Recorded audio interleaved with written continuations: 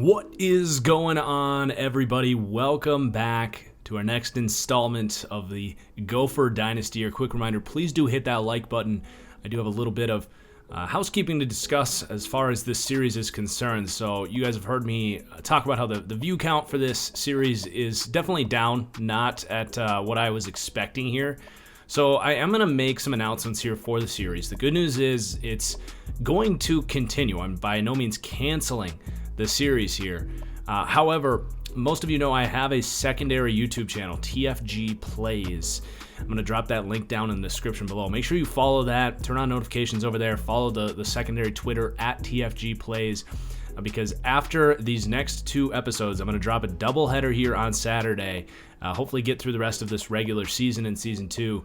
We're going to transfer the Gopher series over to TFG Plays, and it is also going to be recorded live on my Twitch, and then I will chop up those streams into condensed episodes of this. So it's going to be a much more interactive series. It's going to be an opportunity for you to ask me questions, whether it's about real-life football or about the series itself, to input your ideas as to what you want me to do, certain recruits you want me to target.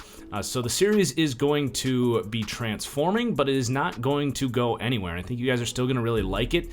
But this is just something I've thought a lot about, and I think this is the best decision for me at this time. So that's what you can expect. These are going to be the final two episodes on that franchise guy, and then it'll be switching over to TFG Plays. So the first thing I want to do as we get started for Season 2 here is go through our redshirting here, get an outlook for the future. We're going to get a look at some of our patron prospects here, like Joe Kinahan, a lot of you guys that have signed up and requested to be prospects in the series. You will see your names throughout the roster here. Excited to follow your journeys. But yeah, let's take a look at our outlook for this season and moving forward. Quarterback, we're in very good shape this year. We definitely want to recruit someone, I think, get some higher upside at that quarterback position.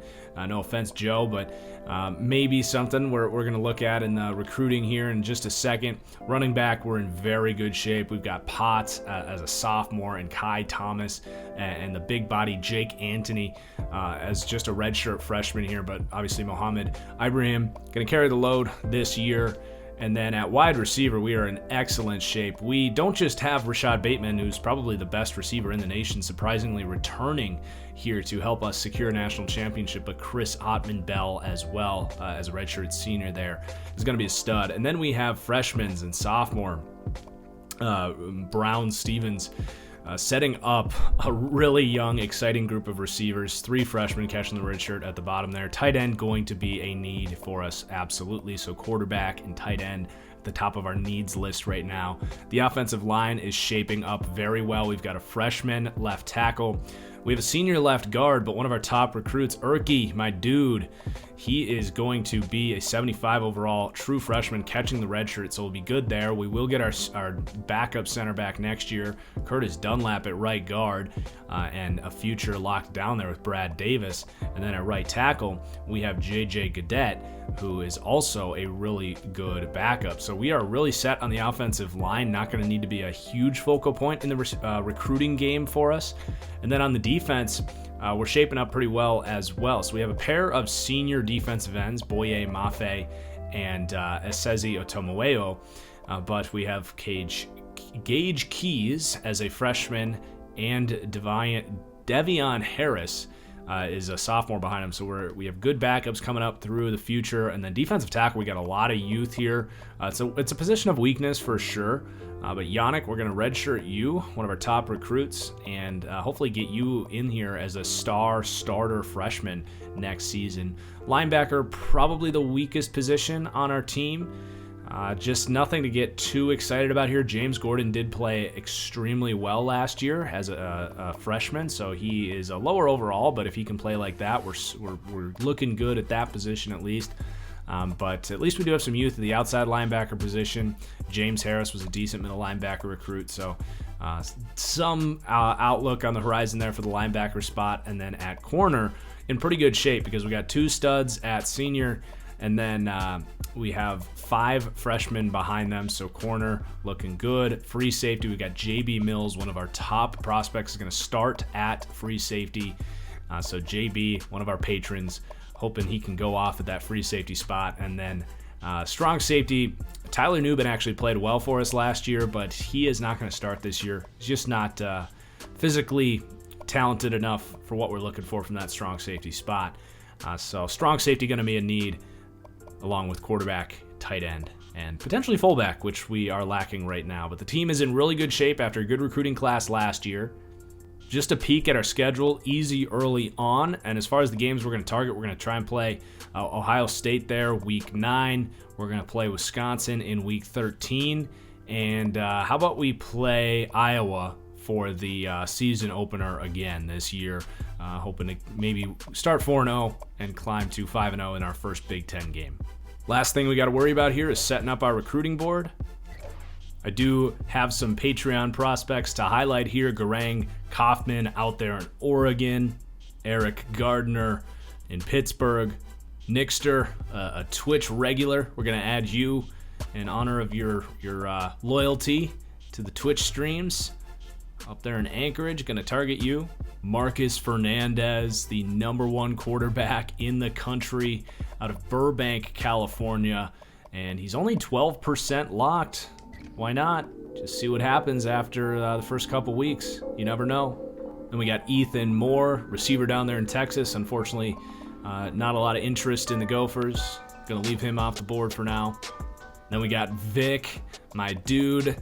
I wish you were more interested in us, Vic. I'm not sure we're going to be able to wheel you in and if that's going to be worth our time, but we'll see how you do down there in Arizona. And you guys know who this is. Alex Lyons Hutchinson. Is he going to be the next Kyler Murray, 5'9" quarterback? I'm going to add him to the board. Alex has been a real one. Let's see what we can make happen there. Then Brandon, I'm not going to butcher your last name, B. We're going to add you to the board. Only 14% lock. Chicago, Illinois. Pretty close proximity. And only 14% lock.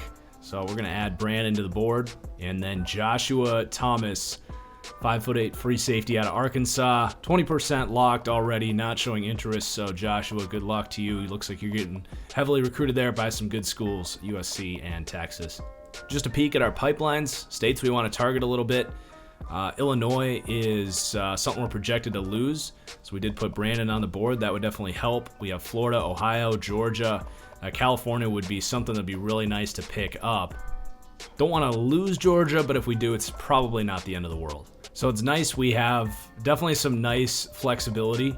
Not a lot of glaring needs here. Really quarterback, fullback, tight end, maybe a center, linebacker, and strong safety. Some of those targeted through our Patreon prospects already. But the number 11 quarterback out of Tennessee is interested in us. Looks like a decent athlete. So we're going to add him to the board. That's 3 quarterbacks on the board, so we'll leave that there. Running back's not showing a lot of interest here. And honestly, our depth chart's pretty set there, so I'm going to leave that for now. Just 1 fullback showing interested in us out of Utah. We'll target him, and then let's see, are there any guys not super locked from pipelines? There's a Florida one right here. Texas is not currently a pipeline, but let's add Scott Johnson as well. Tight end, we do have 2 4-star tight ends, recognizing the playing time opportunities. That's huge, especially a local guy in Minnesota.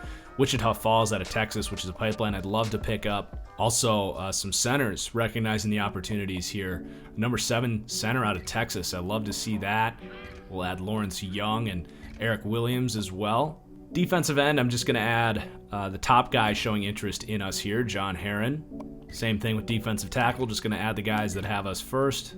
On to linebacker, an interesting candidate here, Chris Brown out of California. He's a JUCO sophomore, but he runs a 4.46 at 6'5", 560 squat. I am intrigued by this player. He might even be a D-end, but definitely the kind of athlete that we want to target. A bit of a tweener, but I'm definitely intrigued. And then we'll also add Nick Wilson out of Wisconsin here. Not going to entertain 2 stars at the moment. And a 4-star middle linebacker has this number 1 out of Rivera Beach, Florida. Love to see that.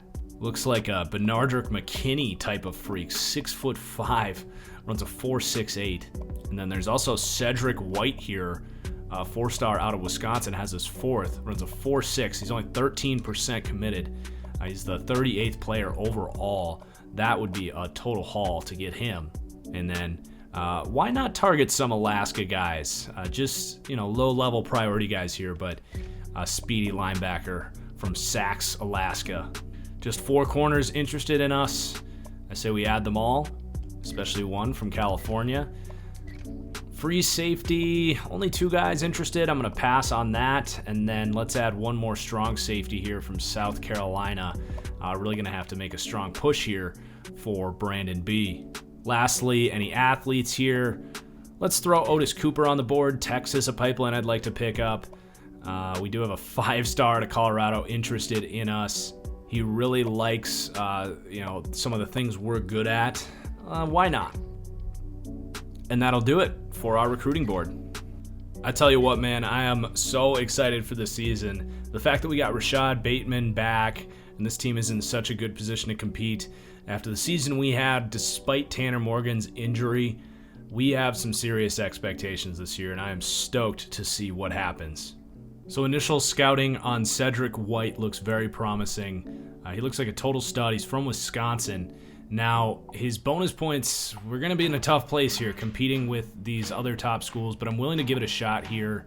If Wisconsin goes hard for this guy, it's going to be really tough to pry him away. But we're going to go for him. Same thing goes for Nick Sturkey here out from Alaska. I think we can compete. We're going to go pretty hard for him early. Marcus, on the other hand, not looking great, man. I think we're going to need to save these points.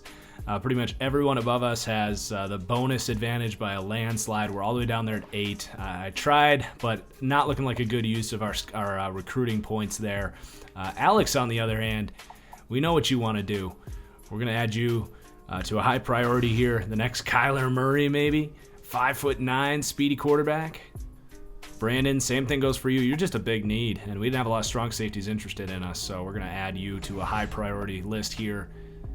And then we're going to go with a pretty balanced approach on the rest of these guys. Just kind of let the cards play out. A little aggressive at the top, and then hoping these guys that have us number 1 are going to stay true to their original commitments there. I like the way the board's shaping out. Let's go ahead and advance against our first game against FCS Northwest. 41-10, convincing week 1 victory, just like we expected. So, looks like Tanner Morgan came out of the game, hopefully for just a precautionary injury there against FCS. 132 yards, 2 touchdowns though on 7 attempts. Looking good when he was in there. Annexstad continued to get some playing time. The run game was really good. Muhammad Ibrahim, Potts doing his thing. Receiving load not particularly split. It was Chris Ottman-Bell with most of the production this week. And defensively, a lot of sack production. A couple of sophomores there. D'Angelo Carter, MJ Anderson.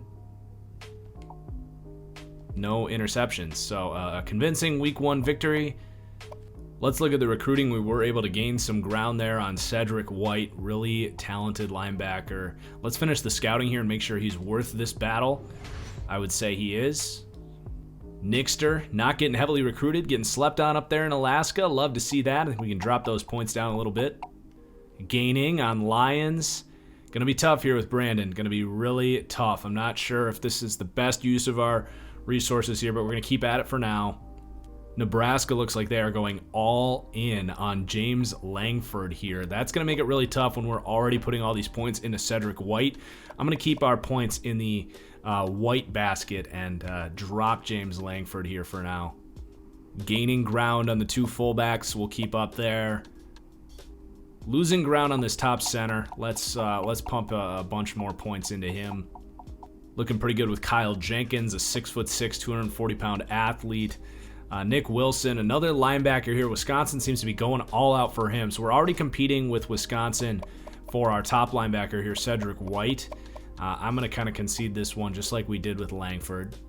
I'm going to keep 75 points on each of them just so we can hopefully stay in second place and get a visit, and maybe they pull a Yui, and maybe we can use the locked out perk to get them to climb back up. Top quarterback here looking good. Do lose a lot of ground here on this tight end, so let's bump that way up. Lose ground on Kyle Wharton, who's scouting out well as a defensive tackle. Let's make sure he's worth it. Yes, he is 75 overall. I think I'm actually going to bump that up to 600 and make him a top priority because he is a stud. And he's local from Cottage Grove, Minnesota as well. We don't want to lose him to Iowa State. And then we're looking good on the rest of these guys. We got some extra points to hand out here. I don't want to lose this center with Arizona State gaining. And then let's put some more points into these fullbacks. We're currently rolling with a 40 overall fullback, so I want to make sure we can get some competency at that position group. Nobody ready for a visit, which means it is time to advance. Taking on Middle Tennessee State this week, and then the bye week next week, hoping for a win. There it is. The offense is rolling much earlier on this year. Love to see it. Tanner Morgan finishes this game. Yes, he did. 308 yards, 5 touchdowns. He is rolling. Can he get into the Heisman talk? A lot of Potts this week. Excited for him to, kind of take the reins in the future. We still like Ibrahim, but man, Potts is explosive. There's the Rashad Bateman we know and love. Jeez Louise. A lot of sack numbers again this week. Pass rush this year is going to work. Still no picks. Really not a lot of change to report on here on the recruiting front. Still going at it with Wisconsin with Cedric White. And then everything else is pretty much everything we talked about last week. Brandon still staying competitive there for that strong safety. And the rest of these guys were actually in pretty good shape at the moment. So feeling pretty good about where we're at with this class right now. We got 25 more points to commit. Let's pour it into, how about corner here, Justin Ramsey. No visits ready quite yet. So advancing past the bye week now.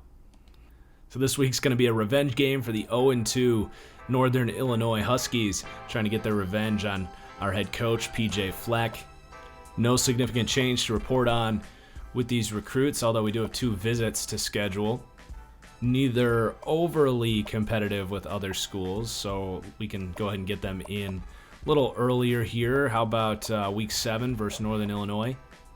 Northwestern. Recruiting shaping up pretty well. Might not get everybody, but I think we're in pretty good shape this early on. Let's go ahead and advance against Northern Illinois. Moment of truth. Bam, 45-14, this offense. Rolling, baby. Keep on rolling. Row the boat. Lots of visits to schedule after that big win. And most importantly, none of these guys have committed to other schools yet, which means we're going to be very competitive with this visit game. We get into the rankings, finally, by the way. We were snubbed early on. Mike Sanford, our offense coordinator, gets an upgrade. We're going to go ahead and upgrade our blocking, pass blocking. We'll look at our game stats. Tanner Morgan just playing good, clean, efficient football this season. Annexstad even gets in there for a little bit. In the run game, big Muhammad week. And then receiving, Rashad Bateman going off as he likes to do. And then defensively, some more sacks. We finally get a pick. James Gordon keeps it up. Boye Mafe gets a sack. While we're at it, a peek at the Heisman watch. And Jermer Jefferson in the lead. Justin Fields returns for his senior year. No Tanner Morgan yet. Looking to change that.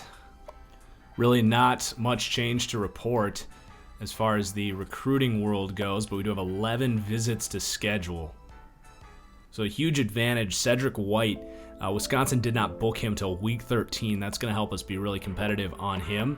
I say we get him in for Ohio State week 9, a game that we're going to play. That's before Wisconsin. So as long as he doesn't commit to Wisconsin before then, he might love that victory over Ohio State if we can pull that off. As for the guys that are a little less competitive, I'm going to get them in a little bit earlier, try to get those week 7 commits against Northwestern. Lyons, I am going to have you come see us play Ohio State, however. Brandon can either come this week or week 14. If we wait till week 14, I don't think we'll get him. However, if we have him in this week, we might actually pass these guys up, get into first place, and stay very competitive with him. So that might be the best case scenario. Let's have the fullbacks in week 7. The rest of these guys all week 7 because they're not all very competitive. So Central Michigan coming to town. Let's keep this boat on a rowing. Bam, 49-28. How good has this offense been?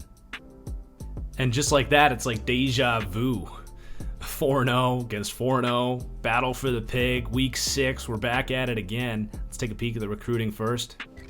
Still no major changes here. Staying competitive at the top of the board and in good control at the bottom.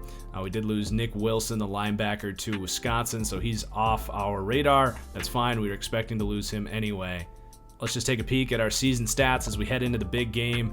Tanner Morgan, 13 touchdowns, no interceptions, 229 quarterback rating. The run game's been good. The receivers going off. Bateman has been just lights out. And then defensively, lots of sacks this season. So Mafe, Otamawo at the top there, and then some younger guys getting involved. Good to see Gage Keyz, the freshman defensive end, who we have big expectations for the future. And then just a couple of picks there, starting strong safety and James Gordon. So there's your stats. And maybe, just maybe, after a big win here against Iowa, with a 99 overall offense, by the way, we can get Tanner Morgan or even Rashad Bateman on that Heisman watch. So here we go. Let's win this pig. I'm feeling pretty good about our chances to do it. And not only are we a 99 on offense, but 46.8 points per game, first in the league, and 19th for defense, which is not too shabby. I know the schedule hasn't been all that great, but hoping to keep that rolling here against Iowa. Never easy. Having to come in here to the Kinnick Stadium, I believe it's called. Not going to be a pushover for sure. Tough, physical Iowa team. Here we go. We're going to start with the football here. Again, we do 3 drives per game is our rules for this dynasty. Let's put it to good use. Good run there. Mohamed Ibrahim fighting for 9 tough yards. First play of the game. Go right back to him. Way to assert our authority early on, following those really nice interior offensive linemen. Left guard, right guard, center, all studs.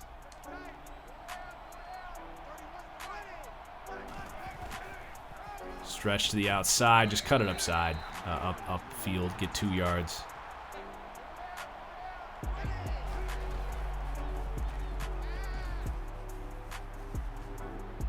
Morgan rolling out. Ran about 30 yards to get 8, but a great play by Tanner there. Now we got Potts in for the toss play. Come on, get the edge, Potts. Good, contained by the Iowa Hawkeyes. Nice corner route. Oh, Paulson, I need you to catch that. What a great timing throw from Tanner Morgan. That's going to set up 3rd and 13. They're going to press Rashad Bateman. Let's just go to him. Bateman not able to make a play on it. The drop on 3rd down, or 2nd down, so critical. We're going to have to punt this one away and trust our defense. A failed drive opportunity. We do get 3 and out, though. Let's see if we can score simulating. No, we punt again. And then we give up a massively long touchdown drive. Let's hop back in, try to tie this thing up. Get upfield. Bateman, nice juke. Little power run game. Good tackle. 2-yard gain. Matt Lorbeck is second nice tackle on us. 6 tackles on the game, 2 for a loss. Blitz is coming in. Float it to the tight end. What a dime. Paulson catches it this time. Tanner Morgan not afraid in the face of the blitz. That was an NFL throw right there. Thrown with touch into the 2nd level. Big time throw, as they like to say at Pro Football Focus. And he will surely get credit for one on that one. Ottman Bell. 3-yard reception on the screen.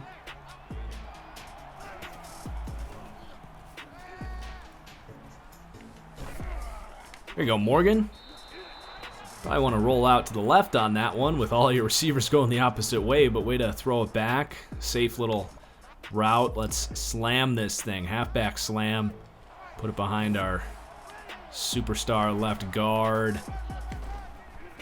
Wasn't clean, but we'll take it. Almost got up and started running with it. Good run, Muhammad. 8th tackle of the day already for Matt Lorbeck. Yeah, we're still in the first quarter. He's on pace for 40 tackles today. Brown Stevens does not get the clean release. Nobody getting open. But Morgan tries to throw it before getting hit. No harm, no foul. Basically a throwaway. Looks like the blitz is on in the face of the screen. Float it. Go, Ibrahim. Give us a block. Let's go. You don't often see a double team block 30 yards downfield. That was a thing of beauty. What a play call against the blitz to complete the touchdown drive. Beautiful. We're going to skip ahead through the next quarter here with just one last drive to play.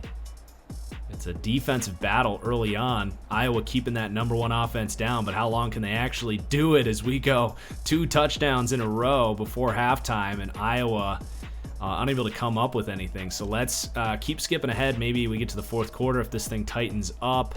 Looks like Iowa going to go score. They're going to stop us. Iowa driving. They're going to score. And then we punt. And we're right at the goal line, heading into the fourth quarter. Let's skip this possession. We get the touchdown. What happens with our defense here? We give up the touchdown.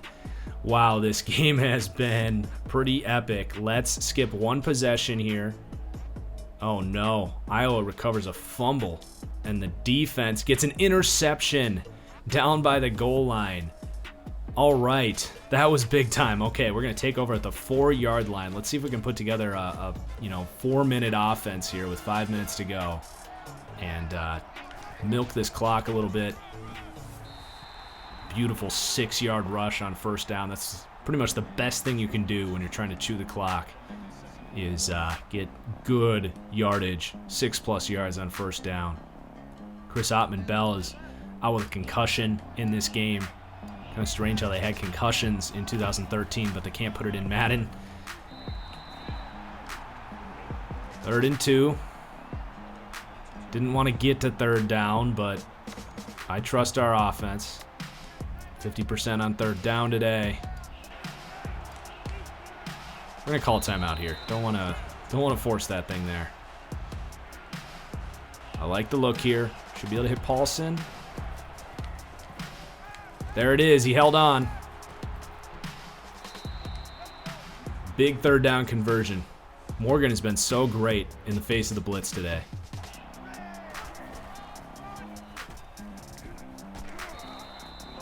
Four-yard rush. Bateman. Move the sticks. Way to attack the football there. So reliable, Rashad Bateman. Clock absolutely in our favor at this point. Just 2 minutes to go. Tie game. Field goal wins it. Another good run on first down. 100-yard, 3-touchdown day for Muhammad Ibrahim. I know I say that differently every time. I struggle. I think in reality it's Ibrahim, but it just doesn't read like that, so I struggle to say it correctly. And speak of the man, oh my goodness. What a run. Oh my goodness. Breaks about 5 tackles there. NFL scouts with their eyes on this game. Eyes opened on that one. That was impressive stuff. Looking like Nick Chubb breaking all these tackles out here in 24. Let's go back to him. Oh, this had a chance, but he gets taken down from behind. May have been for the best. We're about in field goal range here. Clock is ticking down. We're going to call a timeout to let our star back, who's taken over this game, hit the Gatorade bottle for a second. Maybe not the best clock management decision there, but I think it's important to get him in there. Let's see if that is worth it. No, he does not break the tackle. Brings up 3rd and 3. Iowa not taking that timeout. They're going to choose to save it. I think we should take advantage of that and milk this clock down. A big play here. We're going to stick with stick. It's worked for us. Float it up there. Get your feet in bounds. I don't know, Daniel Jackson. That was a great read from Morgan. I don't think they're going to review that. An excellent job from Morgan to recognize the hole in the zone there. We're going to go power Wildcat here.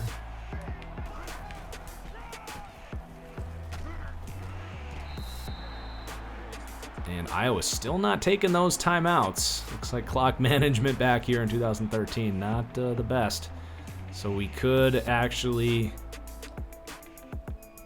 maybe just run this thing one more time, center the ball, and go for the game winner. Beautiful run. Get this down to about 3 seconds. And we're going to make the kick. The ice is on. Ice is on again. I don't think you can actually do that, Iowa. Joke's on them, though. The anti-freeze gets activated that time. 3 straight timeouts from the Iowa Hawkeyes. Pretty sure you can't do that. But the anti-freeze triggers. Kick is up, and it's good.